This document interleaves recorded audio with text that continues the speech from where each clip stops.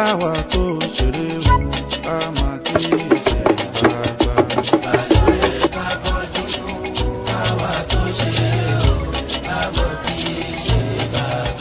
Ìbà ló yẹ ká kọjú káwa tó ṣeré o ká máa tí ì ṣe bàbá.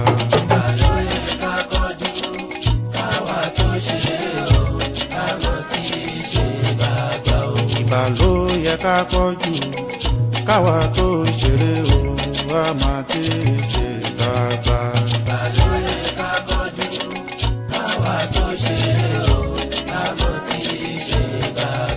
Olódùmarè Ifá ẹlẹ́gbára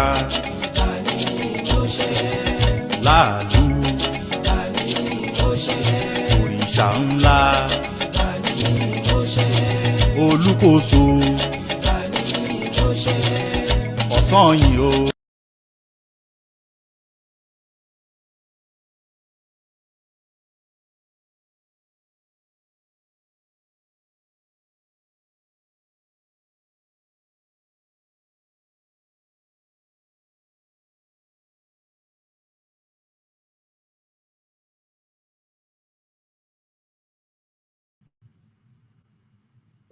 It would help if I took myself off mute, right? Lafayette Mandala, baby for Houdier. It's your favorite warrior, Black Panther in the building. Having a bit of some technical difficulties with my podcast mates. Trying to get them in here. So give me 1 second. Try to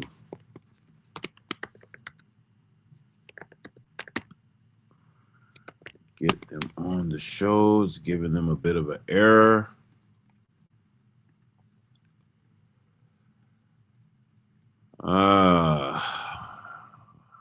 Aboro boye, what she say? Agbo ato ashori wori wofun. Appreciate that, bro.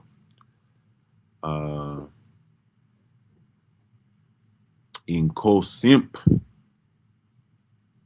889. Appreciate you pulling up. Hope everybody, I know I had myself muted at first. I hope everybody that can hear now. Brother Victor, what's going on, bro? Appreciate you stopping by. Let me see if the invite is working.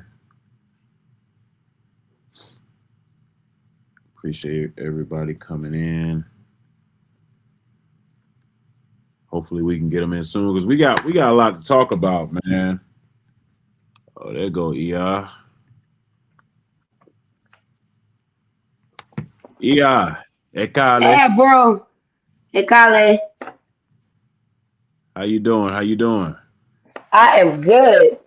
I'm a little banged up, but I was in a car accident, but I am doing much better. Yeah. Oh, okay. Well, Onjuba Ogun, that you are still with us. Yes, sir. You look like you got all the plants over there, EI. You got some stuff going over there. What, this? Oh, the plants. Oh, yeah. I did have more, but when I moved, some of them kind of died on me. Okay. But I love me some plants now. It kind of comes with the Shay lifestyle, like. Yeah. And you know what? It's funny because we're gonna talk about Omiero. Mm-hmm. I'll save that for then. You heard from Baba? No, not in a while. I know he was doing a lot of work today. Okay. He firework, so I don't know if he's like hung up on that. Let me see. Okay. Brother Shakara, what's going on, brother? Good to see you popping in all the way from the UK. Y'all need to support. Hey, aboard, boy. I need to support Brother Shakara when y'all can. Let me give him your Instagram, brother, because this is a powerful brother. Ekale Baba. Hey, what's going on, my brother? What's going on? What's going on? Nothing. The work don't stop. I'm over here doing some fall work while we while we Boy. yeah. That's what they would go for. So y'all hit up my brother Shakara Speaks on Instagram, same name Shakara Speaks, in his company Kimbunga Media. Y'all hit him up, man. Great content on his channels. Definitely wanted to shout you out, brother. No problem. Kotope, brother. Kotope. So my podcast mates are back from Nigeria, man. They was out there posting stuff. I was jealous. I was back here in the cold North America. We got 15 inches of snow while they were on, and I was relegated to all the Instagram posts. I was checking like, oh man, they are having a good time. It's about to be you soon, man. About to be reversed. Hey man, I'm looking forward to it in the upcoming months. For those that don't know, I will be traveling to Nigeria and Benin coming this summer. Nice. So yeah, definitely gonna keep y'all posted on that. But Baba, I saw you were doing a lot of Ifa work, some chanting, some hand of Ifa, some all types of stuff. You have students. I'm gonna mute Ia while she's gone. You had some students receive some things, man. Talk about, this time around for your trip.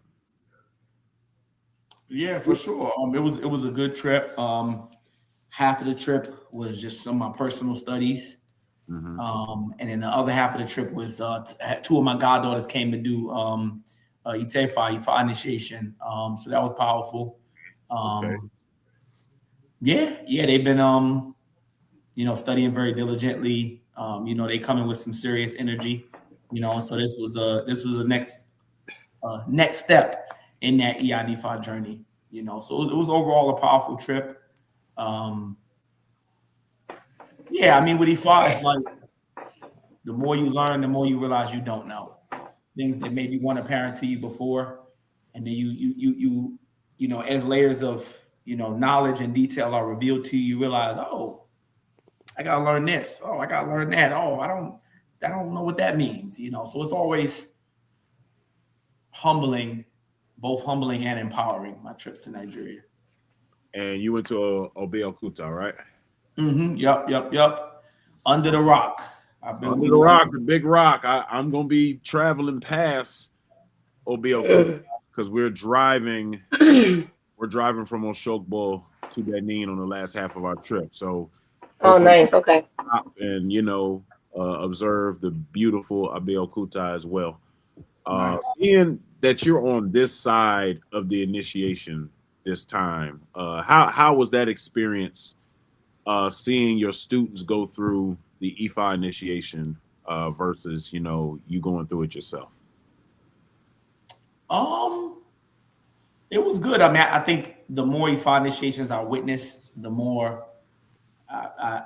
details I noticed, so to speak. So a lot of little details that I noticed, things like that. Ifa initiation is it's a very deep process, and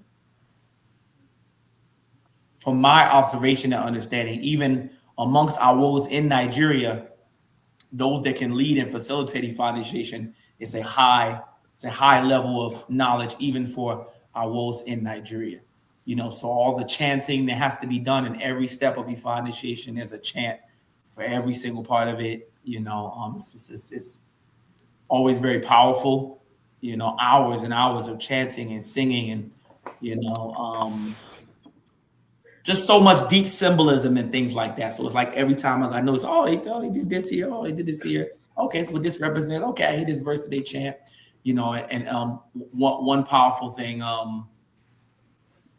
was that it rained heavily during their initiation, and the Odu of my temple, Utura Uribe, Utura Ugbe, speaks about that, and we had just divined, 2 days before, day before, and so when they find it had not rained the whole time I'm in Nigeria, and having done that temple temple ceremony and pulling that Odu, did not rain the whole time.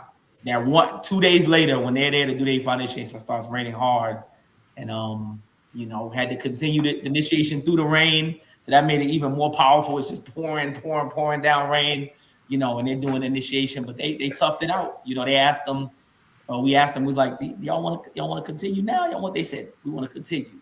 So they continued, and it was very powerful.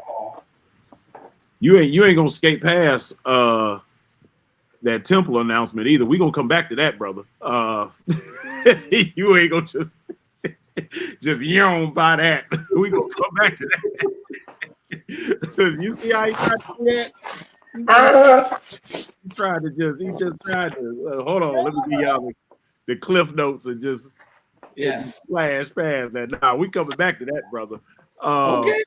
But yeah, your trip to Nigeria. Tell us about some of the things you did, some of the things you witnessed. How was this trip for you this time? I would say the difference between this one and the many trips I've been on, because I've been going like twice a year for the last 4 years. This was me like assisting. So the last ones were like, of course, me initiating, and then me being with my own Ile, my own temple, where, from the first to the last trip with my own temple, I did see a big difference as far as like even the growth in myself, like where I feel like even in those spaces prepared me for this last one in a way where, I had some answers actually, you know what I mean? I had some, oh no, this and this. No, I got you on this. No, it's kind of better to do this, because if you do it this way, it eliminates that. And it's like, oh, it kind of made it like, because all the things that I learned from all the other trips is like, because you learn each trip something else you could do better. As far as like, people getting initiated, and then people needing, the information. People need to know ebos, which ebos, what needs to be done here, when, who's getting fed, stuff to just, in the background to get prepared just to help the Iwos when stuff starts to go down, when the work starts to go down. So it like, for this one to not have that aspect of my own temple there, it's like, you kind of feel a little, hesitant. You'd be like, I don't know. Might be all the way back in the States. So it's like,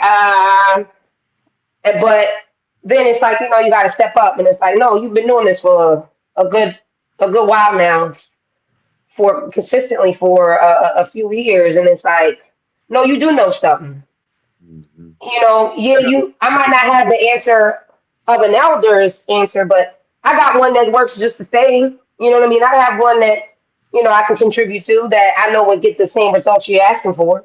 You know what I mean? Like, I felt more confident in me. That's good. Like I even in that aspect, because we have the same lineage, where now I'm working in the aspect, like I'm sitting with the Ilarishas. You know what I mean? I'm helping prepare stuff with them, and I'm like, oh, I've never been here. Like, can I sit here? Like, I kind of set off, because I'm like, I don't think I'm. And they're like, no, get over here. And I'm like, oh, okay. Right, well, yeah, I am here. Right. So, because, and even made me realize the things that I've sacrificed and the things that I've done too. It's like, oh, yeah, I did do Ifa. Oh, yeah, I did do Orisha. I did a few Orisha. Like, oh, okay, I got a little something, you know what I mean? Yeah, you know what? Let me scoot a little closer. I'm here, you know. So that's what I would say was really exciting and you know, humbling and just, you know, made me really sit back and relish in even the fruits of my own labor selfishly to be like, wow, like, yeah, you know, I got you. Yeah, I got you. No problem. Like I felt resourceful. I felt, you know, that the things that I did give and was able to present and help it made a difference. That's awesome. And one thing about working with no matter the Orisha, if they find out that you are an initiated person, Right. come on over. Right.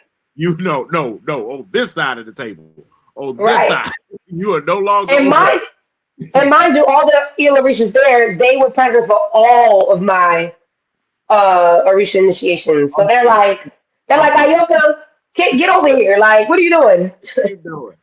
And you know, I didn't know that for the first maybe couple of years of my my initiations. I remember when my good friend Ogundiran got initiated to Obatala, and I went to my Oluo's house, who was initiating him to Obatala, and I was coming to show support, observe. I didn't know how involved I could be, Mm-hmm. but Malua was like, "Yeah, you want to do this?" And I'm like, Baba, I'm not initiated to Obatala. He's like, "You initiated to E5, ain't you?" And I was like, "Yeah, Right. well, come on, Right. Right. help." and that's when I first learned that initiations carry weight in Nigeria, to where you might Mm-hmm. not be able to see everything of an Orisha that you're not initiated to, but if you have an initiation, you can help with some of the process. Right. And Mm-hmm. that's when I learned that important fact, because before I was like, oh, I don't want to get in there and I see something I ain't supposed to see, or do something I ain't supposed to do. I don't know how y'all do it. They're like, you cast cola nut. I know you know how to do that. I know you know how to. Right. Right. I know you know how to cook this. Mm-hmm. Oh yeah, we do all of that too. So you come on in here and help. Mm-hmm. Okay, cool. Man, that's awesome, man. That y'all got over there, and y'all take people over there, which is even more awesome. So this next topic has been coming up on social media. As you know, different people, they treat their shrines different ways. Some people, are very secretive with their shrines on social media. Some people have no problem showing them. In y'all estimation, what is appropriate as far as your shrines for social media, and where is that line, if there is one for you personally, in showing things on social media? I'll start with you, Baba.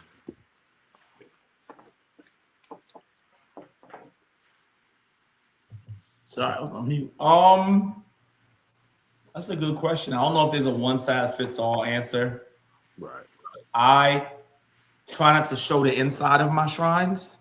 That's what I try not to do. Some shrines, I don't know. I feel like some shrines are outside shrines. I'm a little bit more comfortable showing those.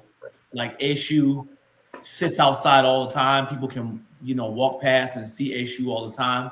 That's maybe a little bit more comfortable with that. Even Ogun, people will have coverings for Ogun, but Ogun is generally outside. Even then, I'll try to hide my Ogun shrine. But like certain other shrines, like Al-Batala, absolutely, he doesn't even like to be out a lot. He likes to be covered. So I don't.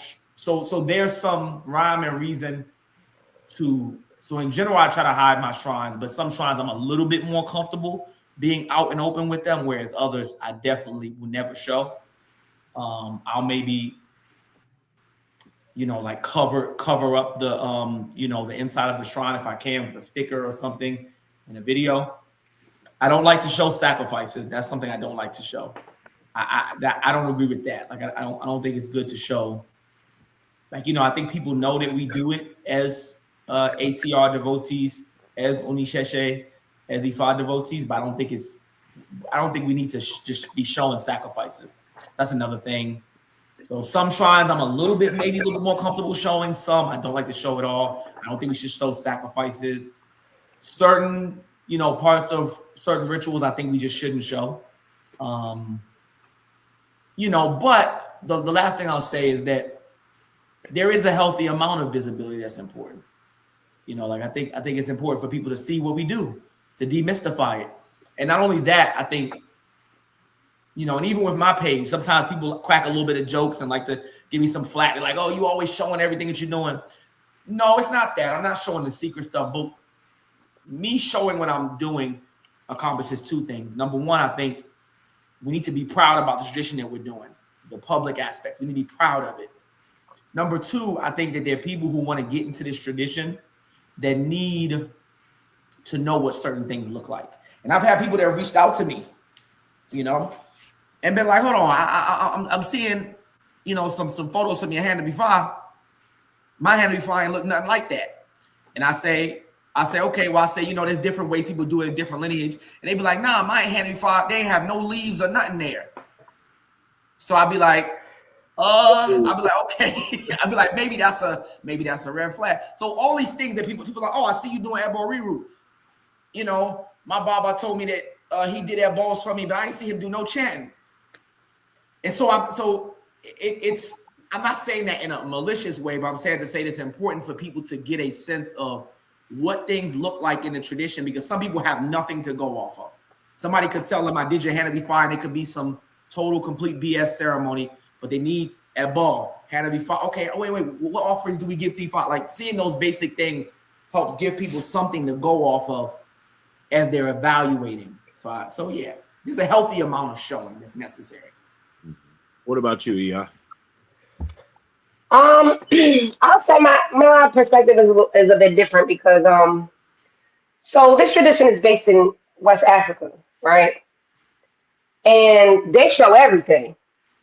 You know what I'm saying? On the internet. They do.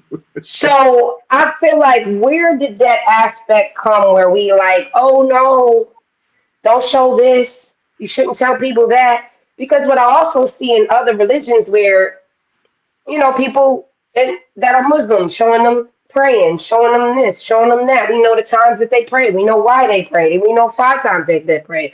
Even, people who are Jewish, we know they be using birds to be cleaning people. Why is everything so open with that, right? Even with Christianity, things like that. We see them grabbing the cracker and drinking the wine, drinking the grape juice. You know what I mean? Something as simple as that. Like, when it comes to this, why is it like, oh no, you showing? What you showing? So that's one aspect that I have. Another aspect that I have is, again, my question with that is, where did that come from to not show it? And it's such a law, right, or looked down upon. When I have been witness to Odus where it tells the person, be sure to speak that this is what you practice. Be proud. Show your elekes.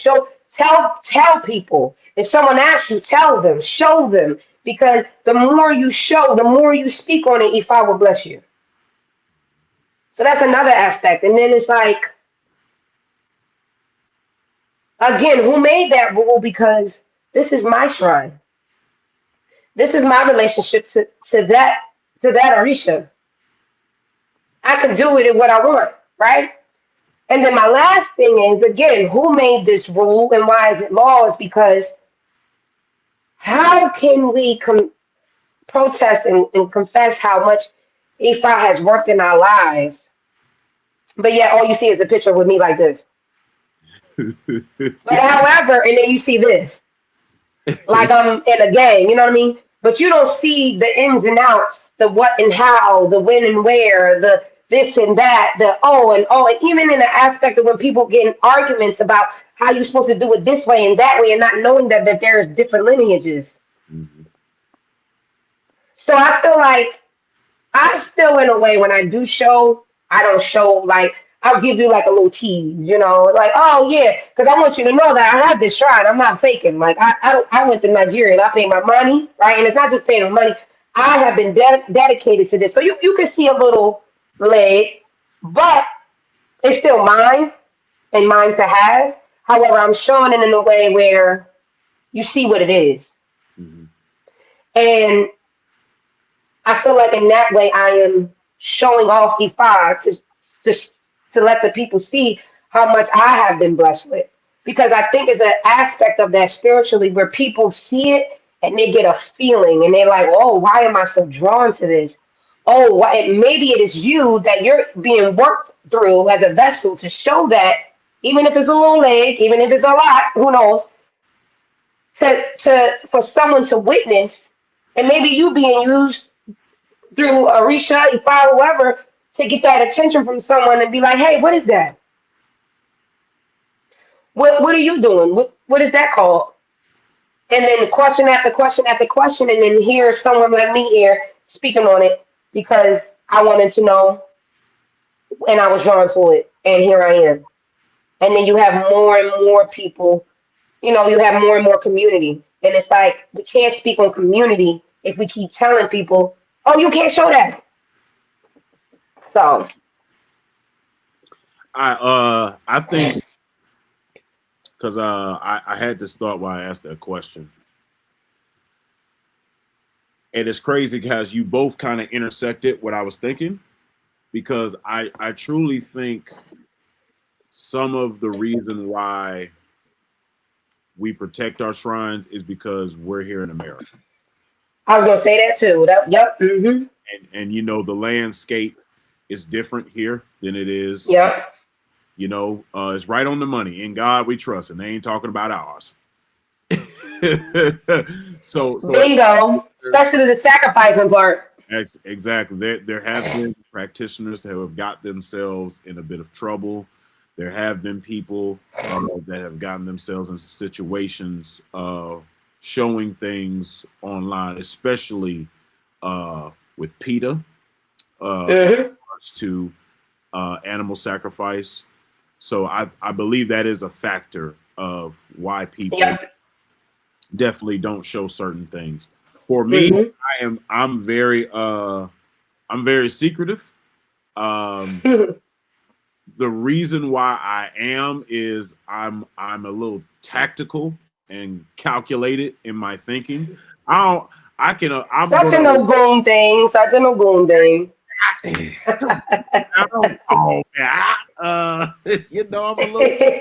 I'm a little tactical. I have some shrines that are let's say rare.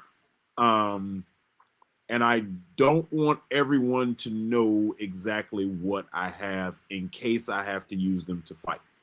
So I got that. I respect that. Yeah, there's some shrines I would never show or allude to. Others I don't have a problem showing some things. There are aspects of our tradition that people can't see.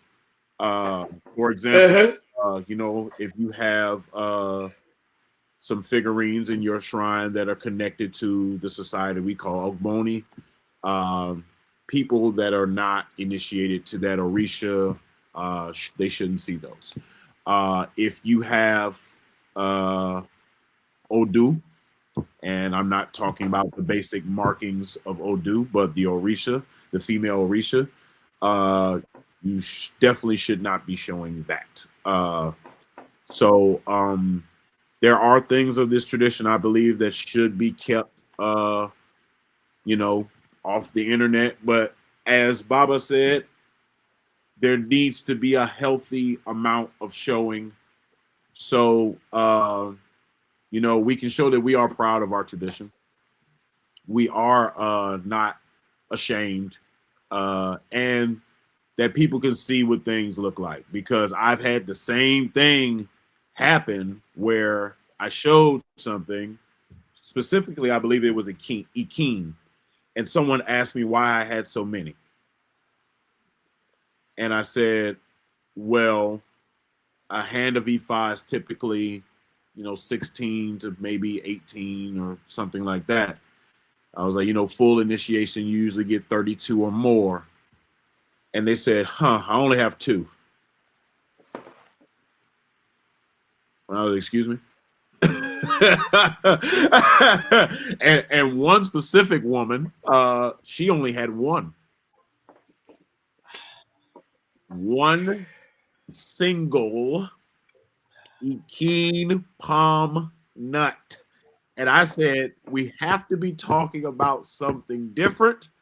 Send me a picture. And she did. It was 1. Any. She had it in a pot. Any. So was she like because I know in Lukumi they have their folklore. Was she saying she's practicing Sheshe, or was she saying Lukumi? A Lukumi, Babalawo gave her 1 single Ikin. I stay out of that debate, man. And the young lady wanted a change, and that was the beginning of her changing process. Right. And that's what I mean. Like, people see that, and maybe they was meant to see that. Maybe it was meant to show that for that person. I don't think it's coincidence. Yeah. That's why the healthiness of showing certain things is definitely, it can pay dividends to people, because like you're reaffirming when you went to Nigeria and you could see that you could help this time with the initiation process, you get that same affirmation when you come around Nigerian Babalawos, Nigerian Olorishas, and you see what they're doing and you know what they're doing. Right. Mm-hmm. I never forget the now Oloye Elegun of Shango, Oboshogbo, Baba Shakin. I remember he did a video not too long ago. He was casting kola nut to Shango. And I was watching the kola nut as it fell. And being that we're both Oshogbo lineage, I followed exactly what he was asking, what was coming up, the subsequent questions, and I was able to follow along for the most of the video. Now, after about 6 casts, I figured that he had more questions than I did. Right. But I followed him up until those 6 casts, and then I saw him laugh, and I said, I know why he's laughing, because he's trying to get it to accept for this video, and it's not. Yeah. And he's like, man, come on. He's like, come on, man, come on. We people watching. So yeah, that's that confirmation, and that just that comfortability is something that you need coming into it, and showing shrines can definitely provide that to a certain extent. So the next topic, the one thing that unites all 3 of us is we all have been through Itefa. People go through Itefa for different reasons. So Baba Adetayo, what is the reason that you abandoned Abatala and went to Ifa? No, I'm just messing with you. That you end up going to an Ifa's initiation process. Because Abatala better than me. No, I'm playing. Sorry. Oh, don't get me started on that dude. That dude talking about No pun intended. No pun intended. No pun intended. Down with no smoke. No pun intended. Yeah, he was going hard. That brother be going there. Babalaos flash all their money in their cars. All the Batalas, we just chill. We just help out. Don't even get me started with that dude. Oh man. I don't want no smoke. So he said, what's the reason to do Ifa initiation?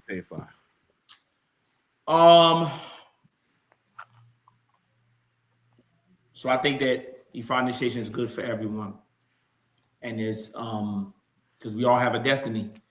We all choose a destiny in heaven. And I think 2 praise names speak to the importance of doing Ifa initiation. I think we call Orumila Eleri Rain, like he's the witness of destiny. So Orumila is there when we choose our Ori in heaven. So Orumila, and subsequently this system, Orumila being the principal deity associated with Ifa, I dare say like the architect, or some people like to say he's like the prophet, so to speak, that spread Ifa around. So Orumila being the witness of destiny, consequently Ifa knows everyone's destiny front to back. So Ifa is a system of helping people align with their destiny. I think another praise name, Atun Odieni Tio Sumoshe, like Ifa is the fixer of destiny. So it's the fixer of anyone whose destiny is not quite aligned. So I think the reason to initiate to Ifa can be both of those. For everyone, it's good to initiate Ifa to be able to help align with your destiny. Your lifetime Odu, knowing that helps you know a lot of valuable information about the destiny you came down to earth with, and it helps you make decisions that are in alignment with that destiny. Through Ifa initiation, you know your lifetime taboos. That's another aspect of destiny. What things should you avoid? Because sometimes we're consuming or engaging in activities which are taboo for us, and they're causing blockages. And sometimes we don't know until we do Ifa initiation. And I remember my Oluo told me a story about someone that he knew who was very, very knowledgeable in Ifa, but he never did Ifa initiation. Never did it. He was experiencing certain problems in life, and Ifa kept telling him, do Ifa initiation. He's like, man, I'm so knowledgeable, I don't even need to go through Ifa initiation.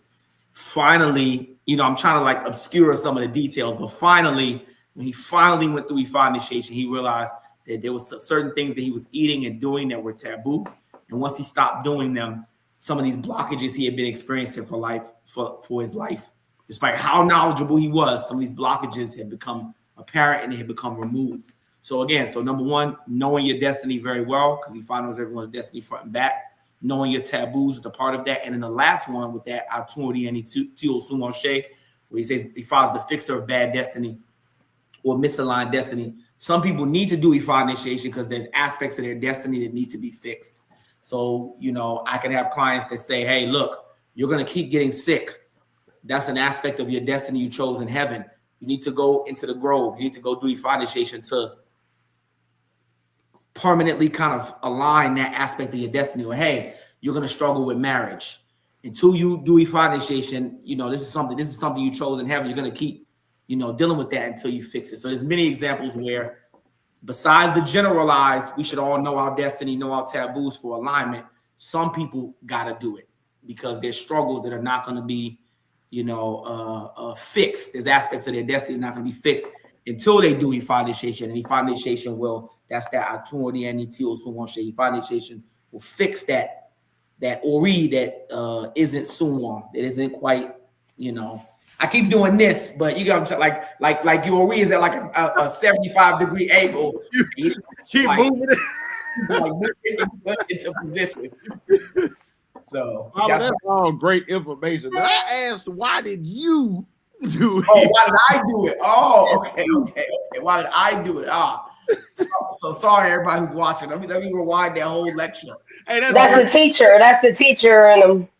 That's great information, though. That's great information. So I did it because Ifa told me a lot of them same things. Ifa told me I need to do Ifa initiation, and like every divination at a point in time, it just kept coming up. Ifa told me I'm meant to be a Babalao. I have to be initiated Ifa. So that was one of the main reasons. But then there were also some aspects of my destiny that Ifa said I needed to kind of they were at a 75-degree angle that I need to put at a straight angle. Okay, that makes sense. Iya, what about you? So just to piggyback on what he said, like how I look at it, like he said, everyone should, right? And I feel like it could be compared to like everyone should go to the doctor, right?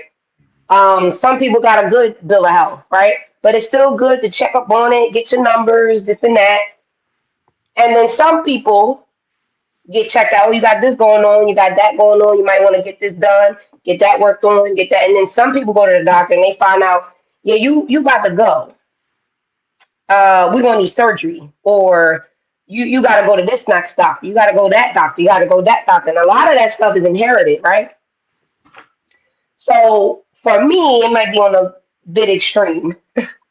So my first job I got was actually on my 32nd birthday, and immediately it was like, this is an Ivy Cool child.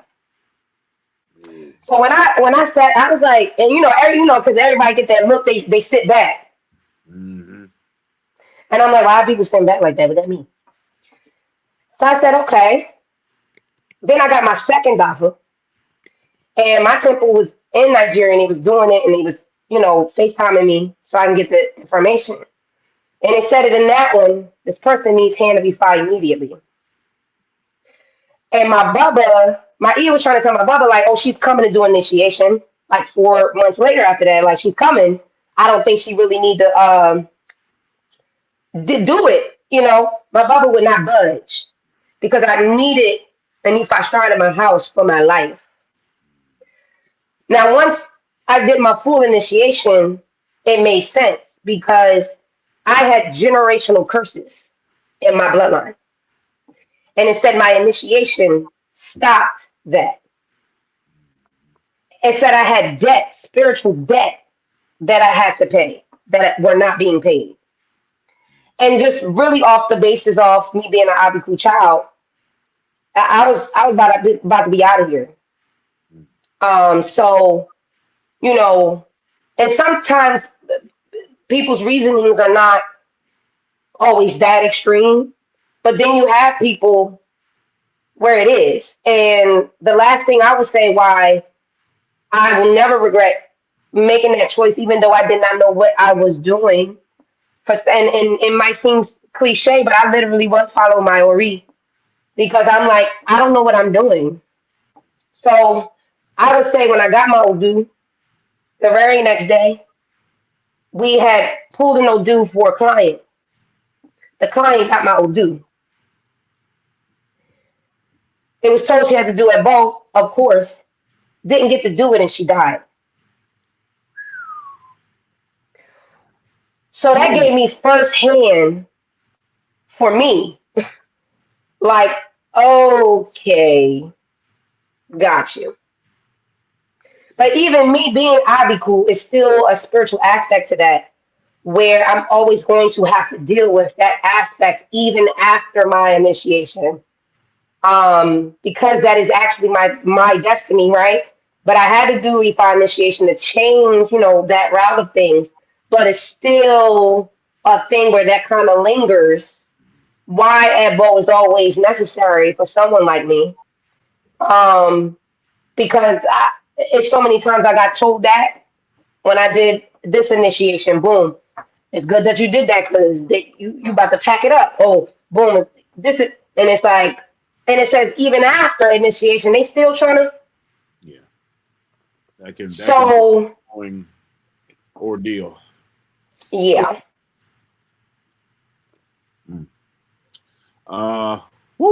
Just for the public that may not be familiar with Abiku. Abiku are children born to die. Maybe a pact was made in the Orun that they would return. And by Orun, I mean the ancestor realm, where they would return as children.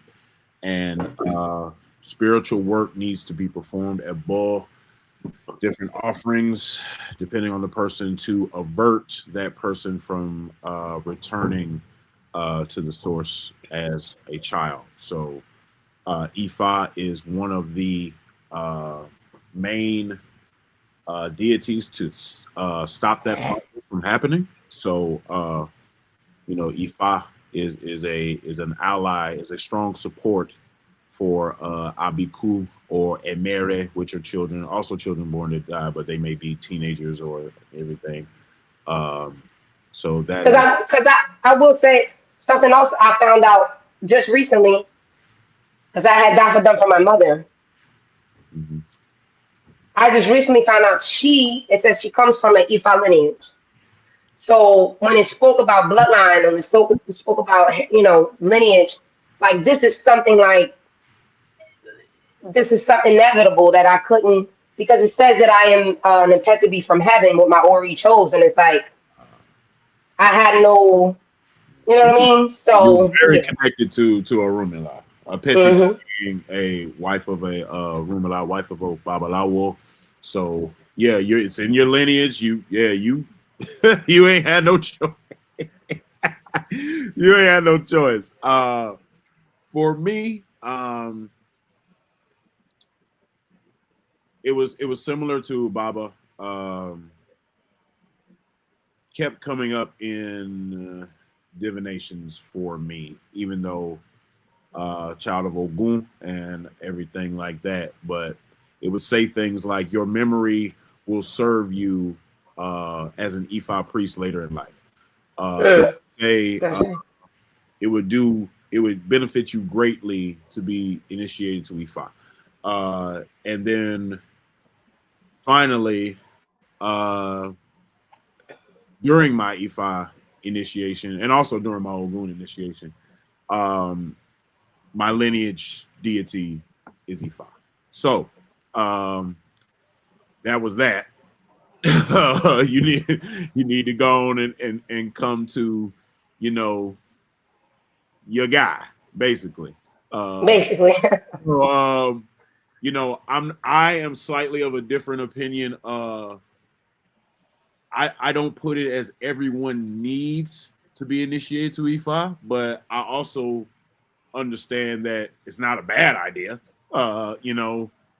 Some people come from Orisha lineages where that's their main Orisha, and they just deal with that Orisha. Whether they're Shango people or Renle people or Oya people, and you might not have people in their lineage that are initiated to Ifa.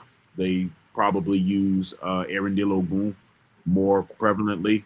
But if someone from that lineage wanted to get initiated to Ifa, it's not taboo. It's not bad. It's gonna do nothing but benefit them Hmm. to have Ifa. I think about Ogunda Warren, where it talks about what is Isheshe, and in that particular verse, not only your mother, your father, your Ori, but it names Ikini Fa as the thing that constitutes Isheshe, the source, the primordial tradition, and all of that. So, It's so crazy you say that, because I was just with my Elaine doing DAPA for someone, and that's what came out. mm, that's a powerful old dude. That informs us of what Isheshe is and why we chose it as this umbrella Mm, tradition, because it encompasses everything in this tradition. And that's right. you know, being that is present, being initiated to E5 is never a bad thing. Hmm. It's never a thing that's going to cause And you. I want to point out that's one of the old dudes that actually tells you to fight. Like, no, it's time to fight. Yeah, Because usually it'd be like, no, give it a bow, chill, don't. That one is like, no, it's you trying to avoid it. No, it's time to fight. yeah. It's time to do your thing. It's time to get your Right. weapons together. Exactly. The next topic. I've been seeing this grow legs in the diaspora. A lot of people are finding out that they have this disposition, this circumstance, which is connected to Egbe. Egbe Orun, one side society in the Orun, one society in heaven, so to speak. But people are finding out, male and female, that they have a Oko Orun or an Mm. Orun, a heavenly mate, a husband or wife in the Orun. This can cause, havoc in one's life. Starting with you, Baba, what is your experience dealing with with someone that may have an Oko Orun or an Aya Orun? I feel like Ia probably can speak to that one a little bit better because I know she's dealt with that firsthand. I mean, I think I probably could just give like general explanation of what it is, which I think we already know is when someone has a pact. And we know that with Egbe, our heavenly mates, we exist in heaven. We have a spiritual twin that exists in heaven and one that exists here on earth. Those spiritual twins in heaven have relationships just like we do down here on earth. And sometimes people have pacts. And like you said, Orun, Orun is just one of them. Sometimes people have a pact where they told their Egbe, hey, I'm gonna run to the store. I'll be right back. And then you get out there, the Egbe like, hold on, bro. Like come back. You know? Hold on. This one we discussed. Yep. And so, Orun was just one of them, but I think Ia has more firsthand experience with that to speak on. Oh boy, I got to hear this. So I first want to say I being more involved in this, I'm starting to notice maybe a pattern. I could be wrong. Like I think a lot of women speak to more of it, of having being told it, as if men don't experience it. I believe so. I believe they do. They do. And it might not be all right, but I see in some aspects with men sometimes where they're like, oh, no, I don't need it. I'm okay. Oh, maybe I just need to receive it, maybe. Or no, it's like, no, you better take heed to that. Because when I tell you, I'm 37 years old, right? I haven't had many experiences, but I've had relations, okay, because I'm grown. But when I tell you that I even thought, even before coming to E5, I thought, I'm like, something's in the, you know how you get that feeling like it's some pee in the dating pool, right? It's like, it's a little pee in there because something ain't, and then you'll be like, is it me? Because what in the world is going on here? Is it me? Right. So, and when you find that out, it's like, no, it is you. Because, right. Because they didn't ask for that, right? So, and I know it's a hard aspect or dynamic to wrap your head around, right? Because you thinking to yourself like, what? You telling me I got a husband up here getting mad that I'm trying to get my thing on down here. It's okay if I get this money. It's okay if I succeed. But the minute I done stepped out and went to go find me somebody here, he like, no. So that was something I was actually told during my initiation. Even I know before my initiation, I had a DACA, but then when I did my initiation, it said I had a strong connection with Egbe, and that I also needed to do a spiritual divorce in order for that connection to be severed, and I can find an actual person to fall in love with and be, content with on earth. So I think it's something to really take heed to. I especially when you're trying to elevate in life, when you're trying to excel and deep down in your heart the things that you truly do want to accomplish. And something as simple as we may take for granted, like falling in love or having a partner or having someone to come home to, like, it's a thing where you really have to think to yourself, like, do I just want to settle with someone to come home with? Or do I want to actually elevate to come home to someone who knows me, who I could be comfortable with, good or bad type of vibe, right? Because we all desire those feelings. And I feel like those feelings are very deeply connected to Egbe, because you all know what happens. You start to feel down, you start to feel sad. They're like, oh, get her. She ain't happy. So I feel like it's a very complicated aspect where first you have to like actually believe it and actually understand that concept. And then once you do, it's like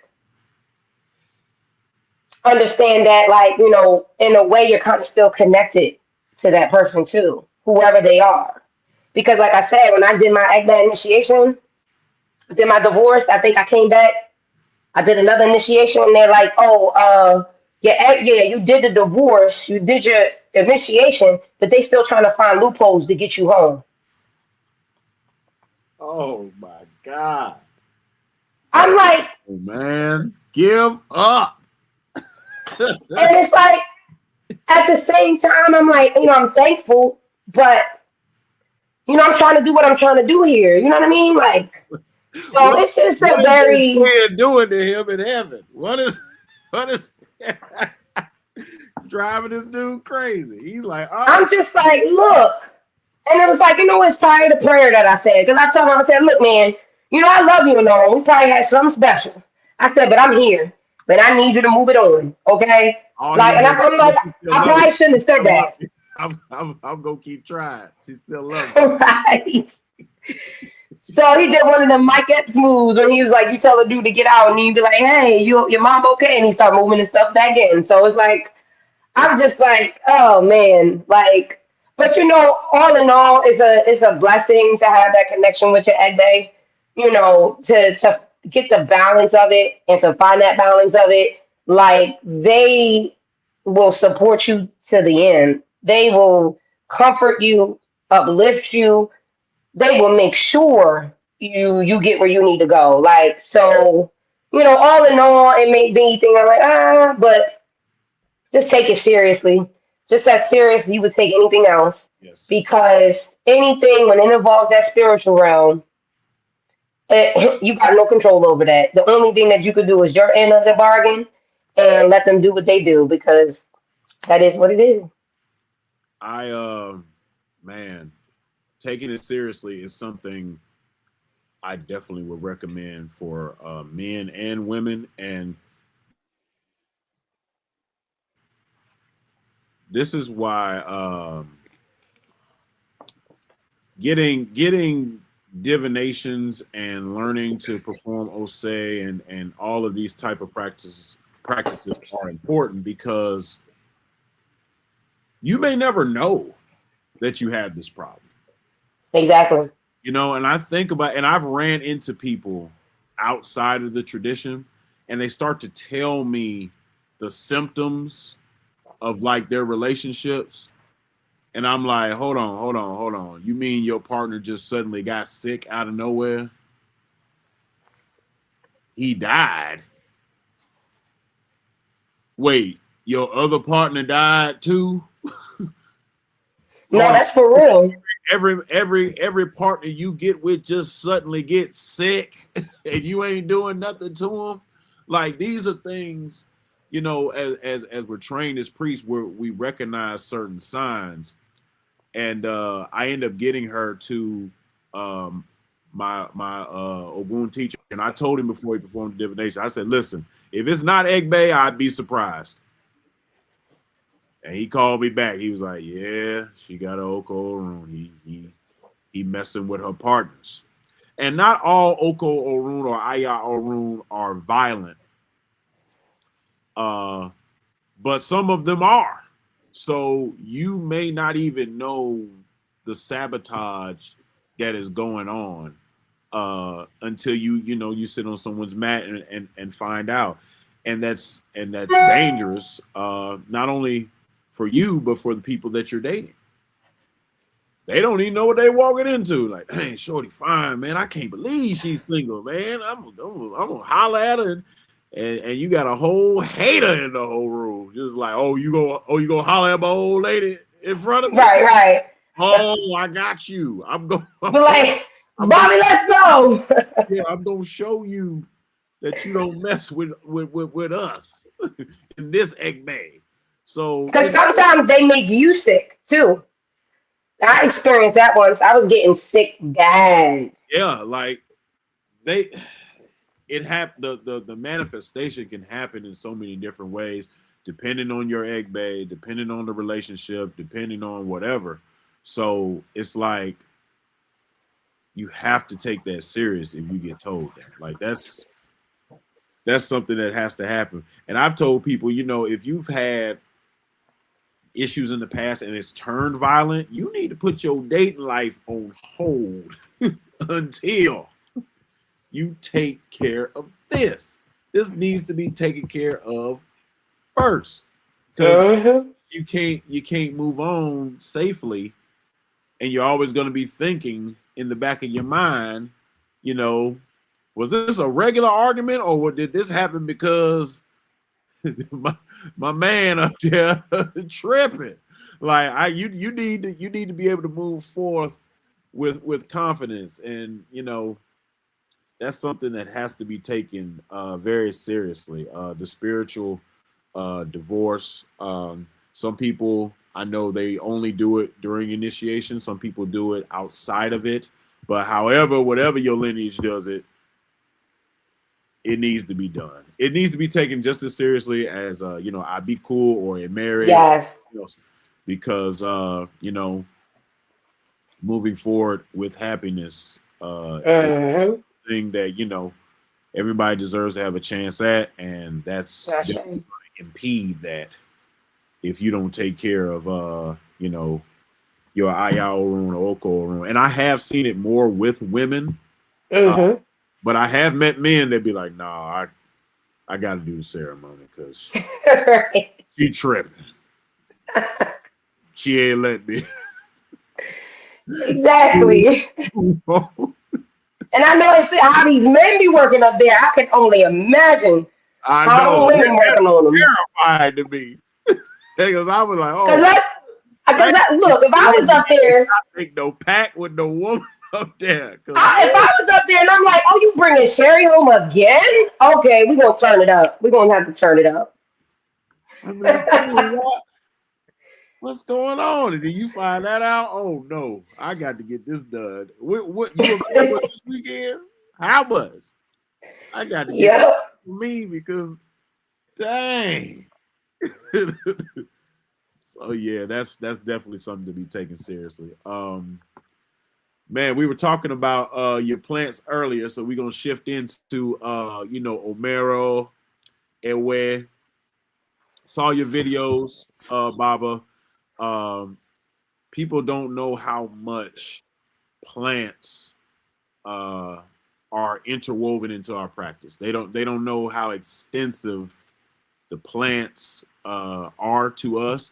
And I was telling Ia earlier, you kind of become a botanist in this tradition a little bit. You know, I don't know. I know a lot of different practitioners, and they all got something growing in their house. And these plants, you know, they're not just for, you know, aesthetics. You know, these plants we use in our spiritual bath, so to speak. You know, we use them in initiations. We use them to wash our icons. We use them for rejuvenation. We use them for, you know, a multitude of things. So, you know, Bob, I know you were going over in your videos how every individual plant has, you know, its own songs and chants and orikis and things of that nature. Just talk about that for a second, and how important that is to our practice.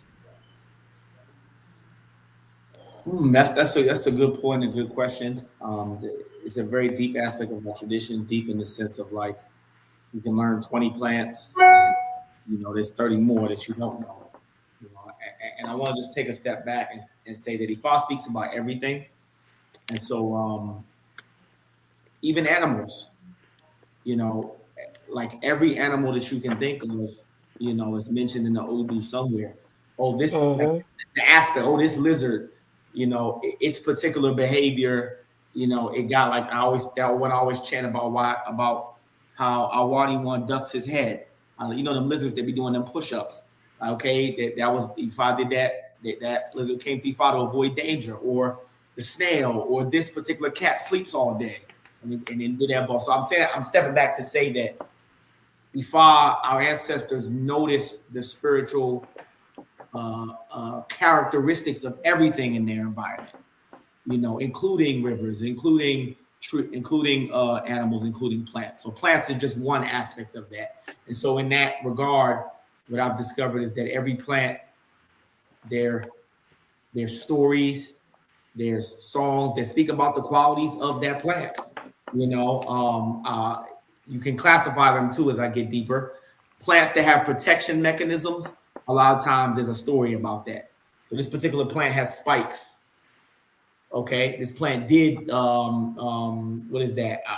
I was just a verse from Ugbe Kara about a particular type of plant that has a poisonous sap and spikes, and it got that way to be able to protect itself. And what is that? Owari Shogbe, I think it speaks about Yerepe, like the vanilla bean plant has like poisonous fur. Ifa says that's some akoshe, that it did to have that. So I feel like our ancestors noticed the spiritual characteristics of plants, and the folklore speaks to that. So you have those plants that are for protection. You have many plants that speak about coolness, Iroko leaf, water, all these different plants speak about coolness. You have plants that's, for all different types of things. And the songs, I think the songs are also a way to pass down and reinforce. The songs and stories are a way to pass down the knowledge, so to speak.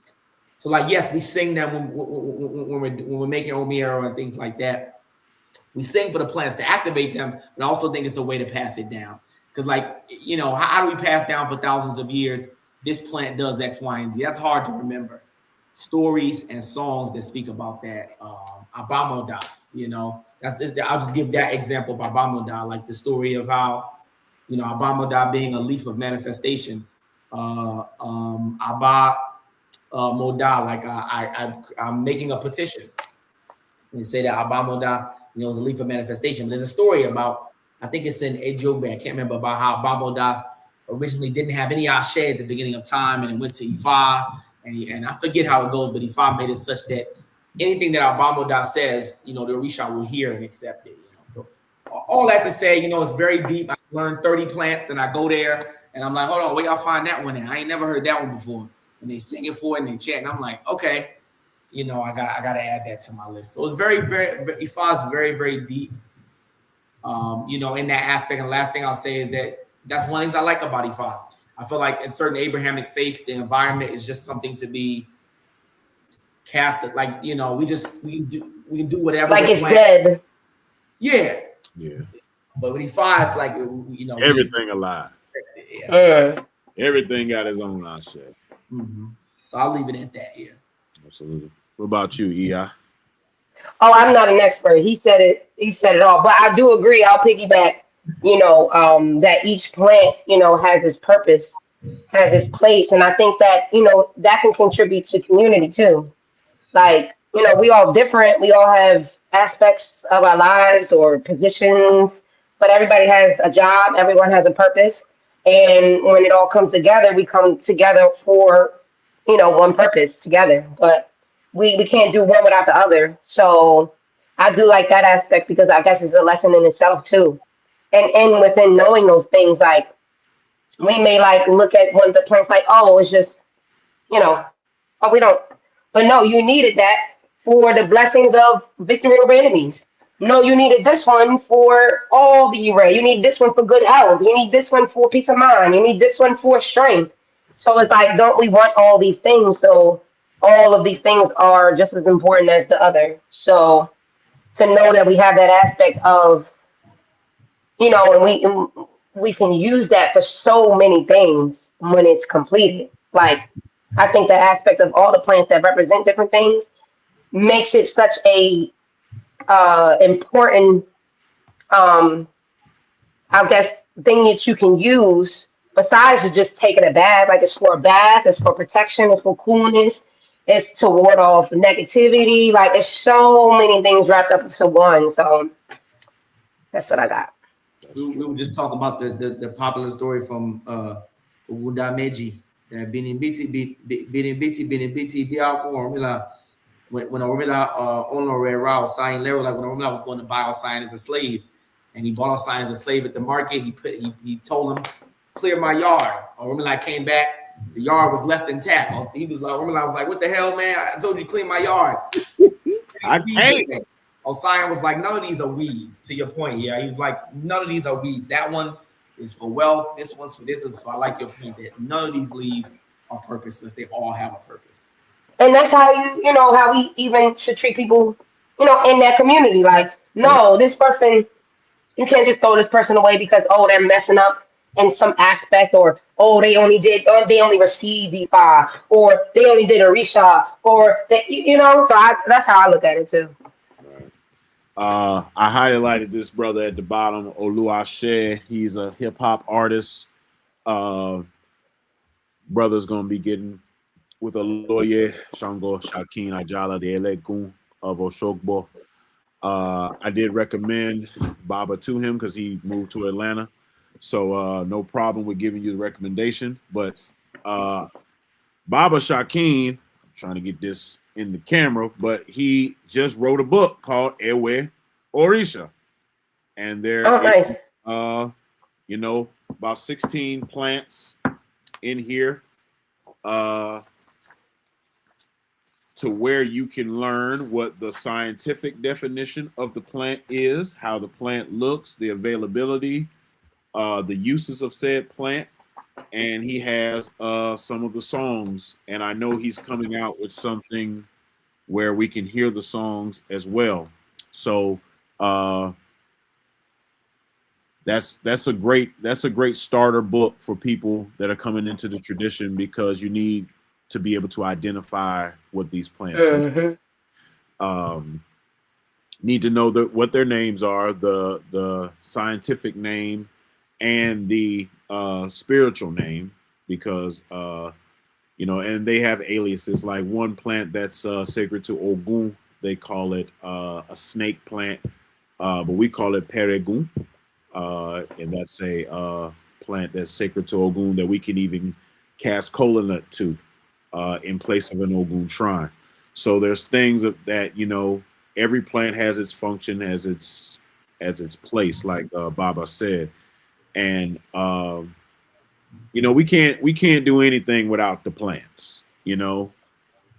we can't do much without the plants. When you talk about initiations, you know, we need the herbs. We need yeah, what you gonna do without the herbs? You don't see no herbs at your initiation. Get out of there. If you ain't got no plant, no you picking off, and if you ain't no, Yeah, you got to be washed, man. I remember going to my Oluo's house, and they were picking herbs for an initiation, and he lives in Florida, so everything grows. Oh, they right there. So, he went to his backyard and he told me to come with him, and he was just pointing out herbs and telling me, you know, what this was used for, what this was used for, what this was used for. And up until that point, I had only I hadn't used that many herbs for anything. I used maybe 10, you know, 11. But by the time we filled that grocery bag, it was probably 45 or more in that bag. And I was like, dang, like I didn't even know you could use this many herbs. And you know, he said, yeah, we'll come back and pick some more tomorrow. Like, oh like more. And it's not like he had a book and he was like, oh, get that one. He was just like, oh yeah, this one and that one, and get that and get. I said, how do you know all these herbs, bro? Off the top. And you know all the names and what they use for. So it's a whole body of knowledge associated with herbs in our tradition. You have priests of Osayi, which hold that type of knowledge.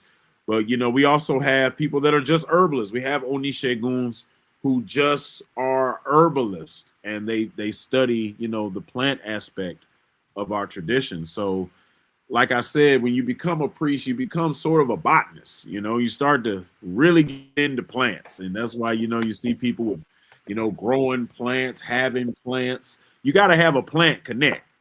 You know, in this tradition, you got to have a plant connect. Everybody that's doing work got a plant connect, you know. Yep. You know, with Isheshe, we have to use, you know, the live herbs. So you got to have a connect to get the live herbs, you know. So everybody got a plant connect of some sort, whether you going to buy them in town, whether you got somebody sending them to you, whatever you got, trust me, they got an herb guy and we ain't talking about for weed. Right.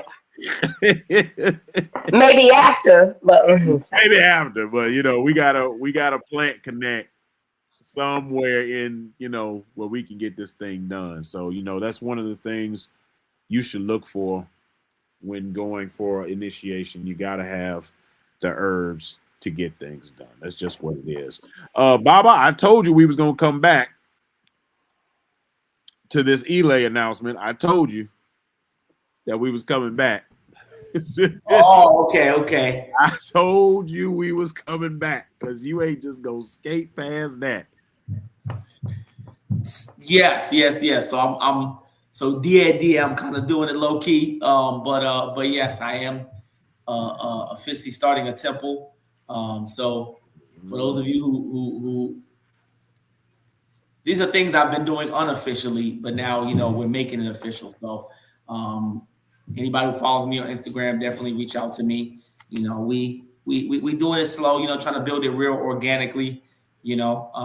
So I you know, I'd rather have 10 dedicated people, you know, than 100 you know, people who are just you know, members, so to speak. You know, so I'm building it real slow, real intimate. You know, I think the way it should be done, you know, but anybody who's interested can reach out to me on Instagram too.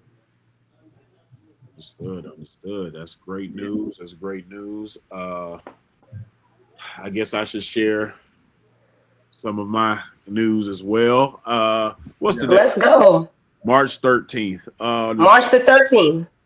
In approximately 2 weeks, I will be getting I think the term is Ibega, which is kind of like promotion. Ashe. In the Ogun, in my Ogun Egbe. Hey. So congratulations. Podcast. I'll have some more to share on that, but I will be taking students, not just on Ogun, but yes, you know, showing people how to worship the Orisha that I know how to worship. I know that's right. Oh, let's go. Congratulations. Which is at least 12. Oh, okay. Nice. Congratulations. So excluding Egbe, I think that's probably out of the let's say popular ones. Yeah, I got you. So which that's gonna change too. I'm gonna learn how to worship Egbe. Okay. But for now, excluding that. So yeah, that's gonna be coming within the next couple of weeks. And that's really dope. Baba congratulations. Said, rather have quality people than 100 people. So, exactly. You know, quality over quantity. Yeah, I want to have time for the people. Exactly.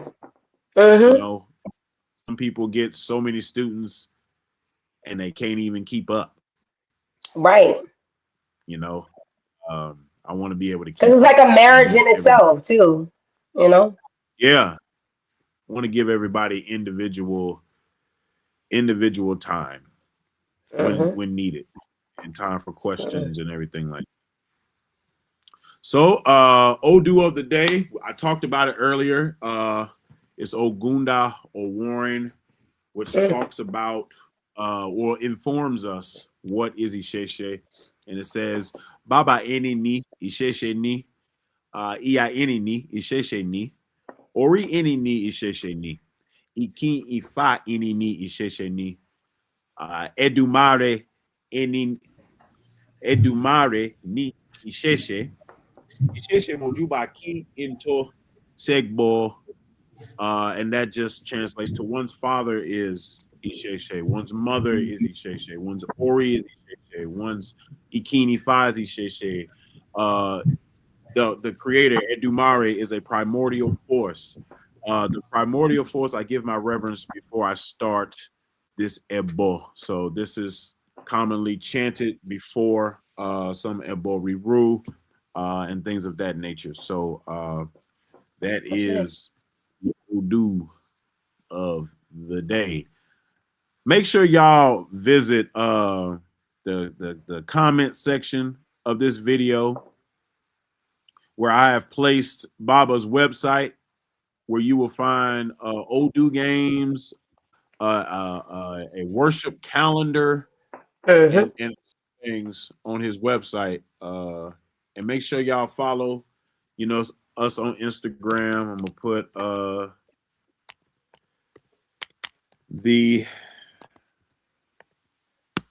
at our Mẹta podcast. Follow us on IG. You'll find our individual IGs on that as well. Reach out if you got any questions, anything like that. You heard me, you heard Babo. If you want to get some learning, you know who to contact now. It ain't no excuses, and that's all we got for y'all tonight. Appreciate y'all tapping in with us. Appreciate y'all following. Yes, thank you. We do. We're gonna keep this thing going as we travel, as we learn. We'll share and things of that nature. This is not a sprint; it's a marathon. It's something we've dedicated our lives to, put our time in, put our money in, we've sacrificed so much to be a part of this tradition and remove the wool from our eyes and walk in our ancestors' lands. So we're happy to share everything we can with y'all. Y'all got anything before we wrap up? No. This is a great conversation, great episode. I just wanted to say, in this tradition, like, not everything's perfect, and this doesn't take away struggles. It doesn't take away, bad times, and it's definitely not going to make you like some righteous person either. That's why we're always reminded to reinitiate yourself. So and that's always on a constant spinning wheel, basically. Sometimes it's spinning real fast in the period of your life, and sometimes it's not spinning so fast, right? So when you do get in spaces where you have to reinitiate yourself constantly, don't be discouraged, because that's also a part of the work. That's also a part of the journey. You got to be honest and accountable. And sometimes in those spaces, it elevates you even more. And actually in those spaces, it's preparing you for another elevated space in your life and in your blessings. So anyone hearing this, don't be discouraged. If you're going through some rough times, if you feel like you're messing up, or you feel like you're not worthy of nothing, like, don't feel that way, because Ifa and the Orisha does not want you to feel that way. They know you are going to go through these things. What they want you to do is just take accountability. What they want you to do is learn through it, and what they want you to do is become better from it, and learn from it so you don't do it again. Benny. Baba, you got any workshops coming up before we get out of here?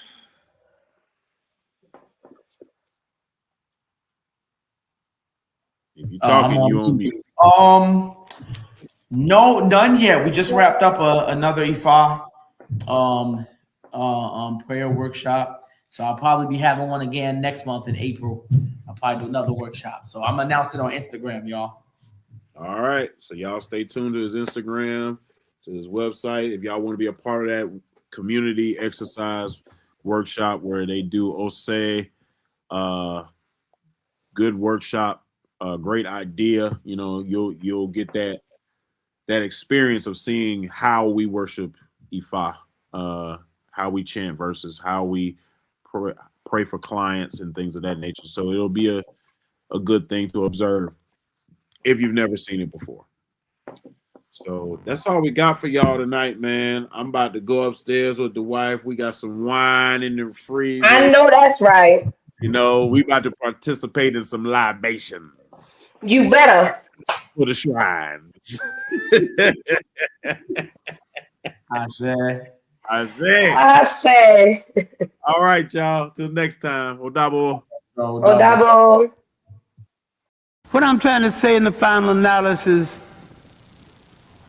once we take control of ourselves, we have to stop being imitators and be innovators. We realize we've got a continent 12 million square miles Wherever our bodies are on the face of this earth, our cultural and political heartbeat is in Africa. Whether you ever go to Africa or not, that is your home, that is the home of your spirit, and that is the heart and meaning and definition of your commitment. And none of us, any place in the world, will be free until that continent is free.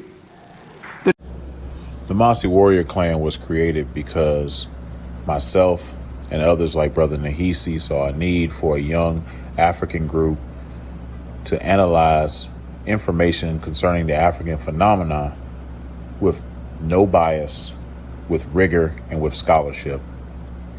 We created the Masi Warrior Clan for the purpose of being an expert research team, of being a team that produced products, a team that was capable of producing products for African people globally to dispel myths, rumors, and provide them with accurate scholarship.